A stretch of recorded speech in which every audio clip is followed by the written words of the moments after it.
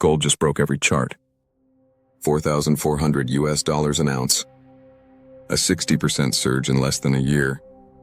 Searches for buy gold have exploded to record highs. Dealers in Sydney, Toronto, even Ho Chi Minh City have lines around the block. Every generation has its bubble, tulips, dot-coms, crypto, and right now this is gold's turn in the spotlight. But is this truly a rational response to a broken financial system? Or are millions of investors simply running on fear, the kind that whispers, if I don't buy now, I'll miss the last train to safety? Stay with me, because by the end of this video, you'll know whether gold's new high is a warning or a mirage. Why investors buy gold. For thousands of years, humans have trusted gold the way sailors trust the North Star. It doesn't rust, it can't be printed, and it's accepted everywhere. But the real reason people flock to it isn't chemistry, it's psychology. Gold represents control in a world that feels out of control. When governments borrow trillions, when central banks flood markets with cheap money, when headlines scream uncertainty, investors run back to something that feels permanent. It's not about returns, it's about reassurance. Why gold's rallying now? Let's break down what's actually driving the 2025 rally. First, debt and deficits. Global public debt has crossed 100% of GDP for the first time since World War II. The US alone adds $1 trillion of new debt every 100 days. Canada isn't far behind, over $1.3 trillion in federal debt, and growing faster than GDP. Second, inflation that won't die. Even with rate hikes, the cost of living keeps rising, especially in shelter and food. Investors see that and ask, if the value of money keeps shrinking, what holds value? Third, central bank behavior. In 2025, central banks, including China, India, Poland, and Singapore, bought record tons of gold. They're diversifying away from the USD, hedging political risk, and sending a signal. We don't fully trust paper assets either. Add political uncertainty, US elections, trade wars, social unrest, and you have a perfect emotional storm.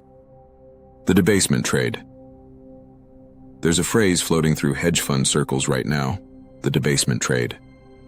It's the bet that every major currency will eventually be worth less because governments can't stop printing. In that logic, gold isn't an investment, it's insurance against political incompetence. It's the lifeboat for when fiat currencies sink under the weight of their own promises. The fear feels real.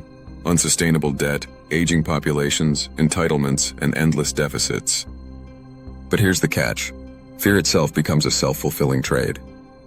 The more people buy gold out of panic, the more others join in.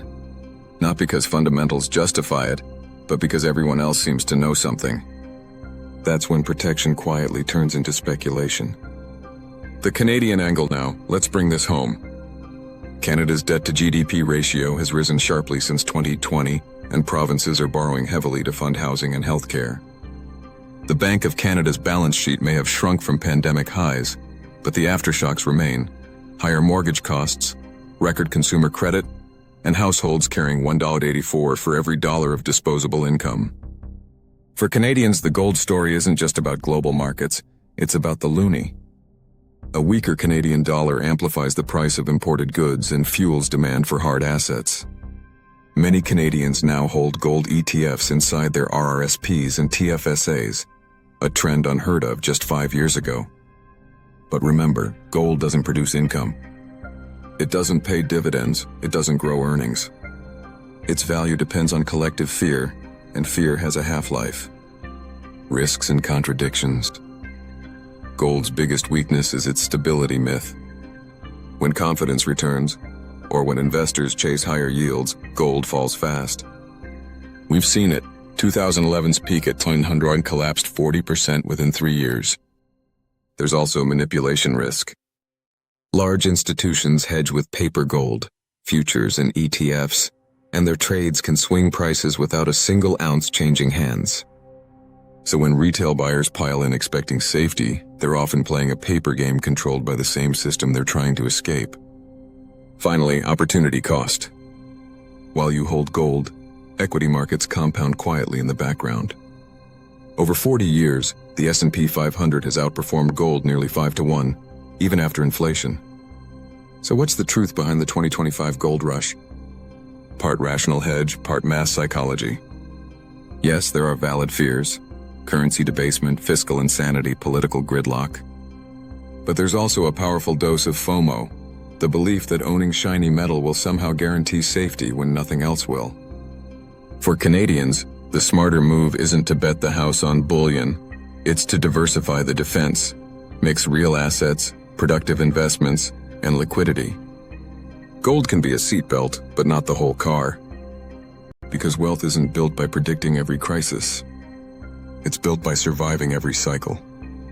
If you found this breakdown useful, the next video you'll want to watch is The Great Canadian Debt Bubble, where we'll go deeper into what's driving Canada's record-breaking borrowing and how it ties back to your portfolio.